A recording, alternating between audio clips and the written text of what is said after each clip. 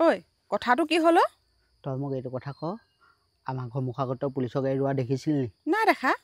কথাটো কি হ'ল? হ'বলৈ কিটো আছে আৰু এই তেজ খাটিজনী পাতৰ ঘৰত শান্তিত থাকিব পাৰিবি? সেইজনী বোলে মোলেই বিয়া হৈ জীৱন বৰবাদ।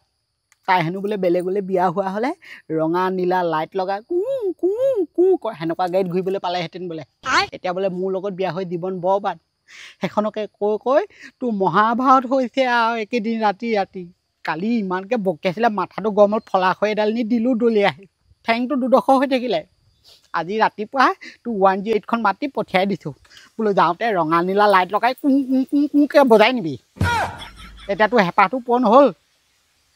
বাপেকডাল আহি ওলাইছে, সি লগত দুটা লৈ আহিছে। পুলিচ কেছ দিব বোলে। তই এসোপা অত্যাচাৰ শান্তিত থাকিব পাৰিবি বোলা ঘৰখনত?